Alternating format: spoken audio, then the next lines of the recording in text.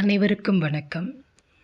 இன்றைய பதிவில் அவனிதனிலே எனத் தொடங்கும் திருப்புகழ் பாடலையும் அதன் விளக்கத்தையும் பார்க்கலாம்.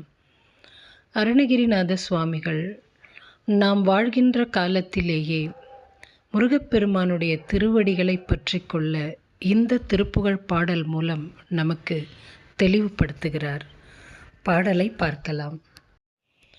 அவனிதனிலே பிறந்து மதலையெனவே தவழ்ந்து அழகு பெறவே நடந்து இளைஞனாய் அருமழலையே மிகுந்து குதலை மொழியே புகன்று அதிவிதமதாய் வளர்ந்து 16 சிவகலைகளாகமங்கள் மிகவும் அறை ஓதும் அன்பர் திருவடிகளே நினைந்து துதியாமல் தெரியவர்கள் ஆசை மிஞ்சி வெகு கவலையாய் உழன்று திரியும் அடியேனை ஒன்றன் அடி சேராய்.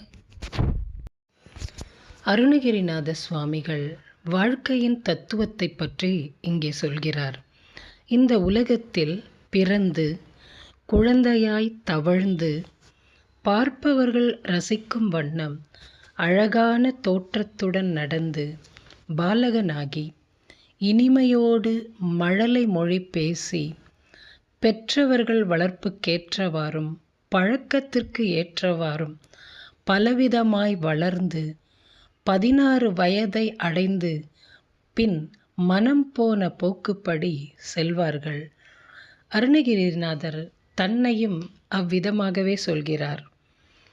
சைவ சித்தாந்த சாஸ்திரங்களையும் சிவனுடைய ஆகமங்களையும் வேதங்களையும் நன்கு கற்று ஓதும் மெய் அன்பர்களின் திருவடிகளை துதி செய்யாமல் பெண்கள் மீது கொண்ட ஆசையின் காரணமாக கவலையோடு சுற்றித் திரிகின்ற அடியேனை உனது திருவடிகளில் சேர்த்து அருள் புரிய வேண்டும் என்று முருகப்பெருமானிடத்திலே வேண்டுதல் வைக்கிறார்.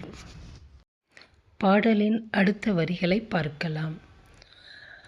மௌன உபதேச சம்பு மதியருகு வேணி தும்பை மணிமுடியின் மீதணிந்த மகதேவர் மனமகிழவே அணைந்த ஒரு புறமதாக வந்த மலைமகள் குமார துங்க வடிவேலா பவனி வரவே உகந்து மயிலின் மிசையே திகழ்ந்து படி அதிரவே நடந்த கழல் வீரா பரமபதமாக செந்தில் முருகனை உகந்து பழனிமலை மேலமர்ந்த பெருமாளே.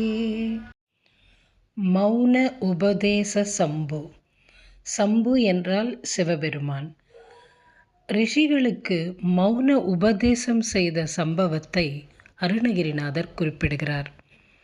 பிரம்மதேவரின் மனதிலிருந்து உதித்த 4 ரிஷிகள் சனகர், சனந்தனர், சனாதனர், சனத்குமாரர் ஆகியோர் ஒரு சமயம் தங்களது மனம் அமைதி இல்லாமல் அலைபாய்கின்றது, மனம் அமைதி பெறுவதற்காக அருள் புரிய வேண்டும் என்று எண்ணி சிவபெருமானை நோக்கி சென்றார்கள். சிவபெருமான் யோக நிலையில் அமர்ந்து சின்முத்திரை காட்டி மௌனத்தையே அவர்களுக்கு உபதேசமாக தந்தார். அவர்களும் அவ்வாறே தவம் செய்தார்கள். மதியருகு வேணி தும்பை. சிவபெருமான் தனது அழகிய சடையிலே பிறை சந்திரனை சூடியிருந்தார். அது மட்டுமில்லாமல் கரை புரண்டு ஓடிய கங்கையை தன் தலையிலே வைத்து கொண்டார்.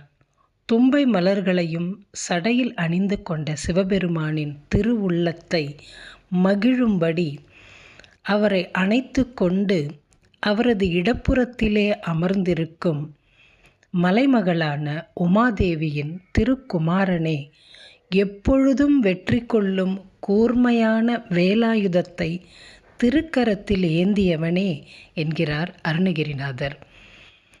பவனி வரவே உகந்து மயிலின் மீது அமர்ந்து உலாவரும் முருகப்பெருமானின் திருவடிகள் பட்டு இந்த பூமியும் அதிர்கிறது, 7 உலகங்களும் அதிர்கின்றன. பகைவர்களும் முருகனின் திருவடி ஓசை கேட்டு அதிர்கின்றார்கள் என்கிறார் அருணகிரிநாதர். பரமபதமே முருகன், முருகனே மோட்சம். திருச்செந்தூரில் இருக்கும் முருகனே பழனி மலையிலும் மோட்சக் கடவுளாக அருள் புரிகின்றார் என்கிறார் அருணகிரிநாத சுவாமிகள். இந்த எளிமையான சிறியதான திருப்புகழ் பாடலை அனைவரும் படித்து பயன்பெற வேண்டும். நன்றி.